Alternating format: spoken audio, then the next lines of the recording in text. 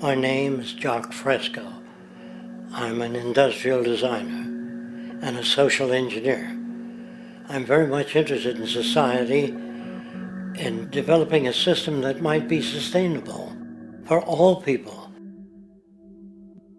First of all, the word corruption is a monetary invention. That aberrant behavior that's disruptive to the well-being of people, while you're dealing with human behavior. And human behavior appears to be environmentally determined, meaning if you were raised by the Seminole Indians as a baby, never saw anything else, you'd hold that value system. And this goes for nations, it goes for individuals, for families. They try to indoctrinate their children to their particular faith and their country and make them feel like they're part of that. And they build a society which they call established. They establish a workable point of view and tend to perpetuate that, whereas all societies are really emergent, not established. And so they fight new ideas that would interfere with the establishment. Governments try to perpetuate that which keeps them in power. People are not elected to political office to change things. They're put there to keep things the way they are. So you see, the basis of corruption is in our society. Let me make it clear. All nations, then, are basically corrupt because they tend to uphold existing institutions. I don't mean to uphold or downgrade all nations, but communism, socialism, fascism, the free enterprise system, and all other subcultures are the same. They are all basically corrupt. The most fundamental characteristic of our social institutions is the necessity for self-preservation. Whether dealing with a corporation, a religion, or a government, the foremost interest is to preserve the institution itself. For instance, the last thing an oil company would ever want is the utilization of energy that was outside of its control, for it makes that company less relevant to society. Likewise, the Cold War and the collapse of the Soviet Union was, in reality, a way to preserve and perpetuate the established economic and global hegemony of the United States. Similarly, religions condition people to feel guilty for natural inclinations, each claiming to offer the only path to forgiveness and salvation.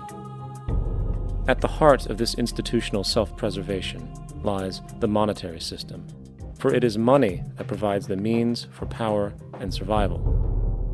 Therefore, just as a poor person might be forced to steal in order to survive, it is a natural inclination to do whatever is needed to continue an institution's profitability. This makes it inherently difficult for profit-based institutions to change, for it puts in jeopardy not only the survival of large groups of people, but also the coveted materialistic lifestyles associated with affluence and power. Therefore, the paralyzing necessity to preserve an institution, regardless of its social relevance, is largely rooted in the need for money or profit.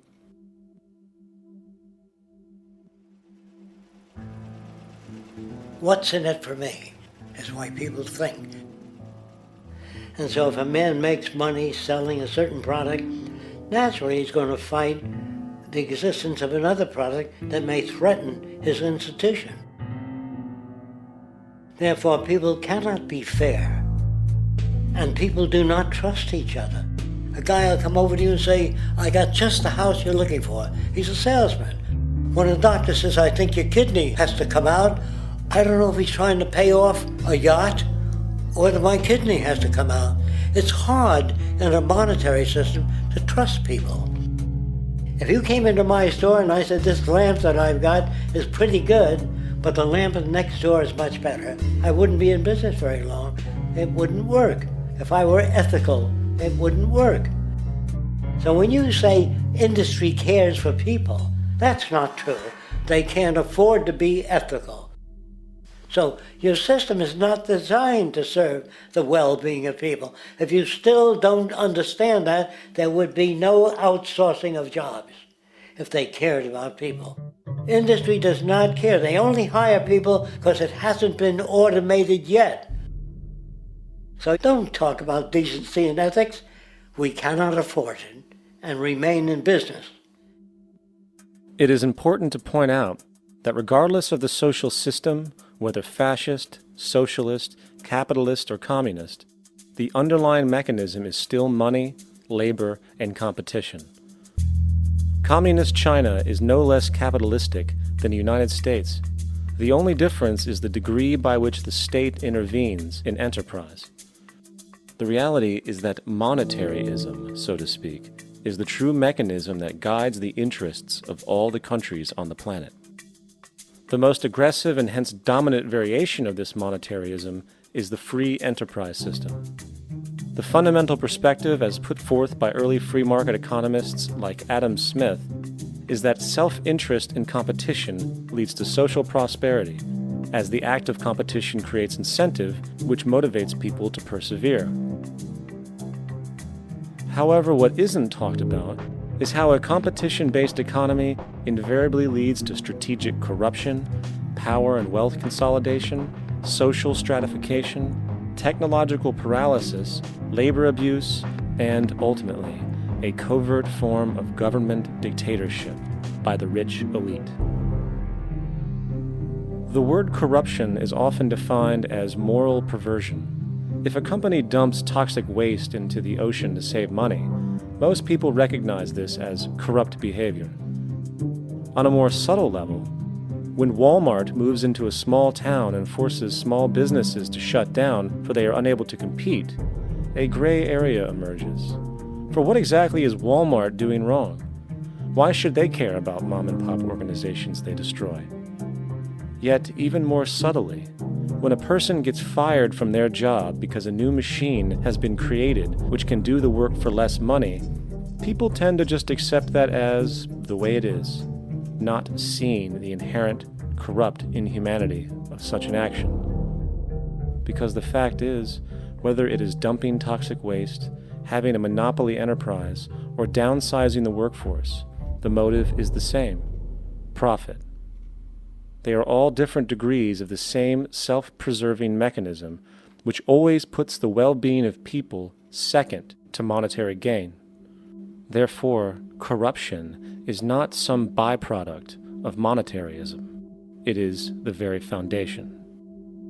And while most people acknowledge this tendency on one level or another, the majority remains naive as to the broad ramifications of having such a selfish mechanism as the guiding mentality in society. Internal documents show that after this company positively, absolutely knew that they had a medication that was infected with the AIDS virus, they took the product off the market in the U.S. and then they dumped it in France, Europe, Asia, and Latin America. The U.S. government allowed it to happen. The FDA allowed this to happen. And now the government is completely looking the other way. Thousands of innocent hemophiliacs have died from the AIDS virus. This company knew absolutely that it was infected with AIDS. They dumped it because they wanted to turn this disaster into a profit. So you see, you have built-in corruption. We're all chiseling off each other, and you can't expect decency and that sort of thing. And feeling that, they don't know who to elect. They think in terms of a democracy, which is not possible in a monetary-based economy. If you have more money to advertise your position, the position you desire in government, that isn't a democracy. It serves those in positions of differential advantage. So it's always a dictatorship of the elitists, the financially wealthy.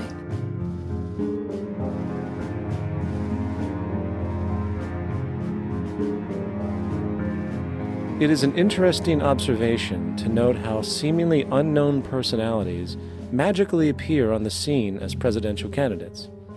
Then, before you know it, somehow you are left to choose from a small group of extremely wealthy people who suspiciously have the same broad social view. Obviously,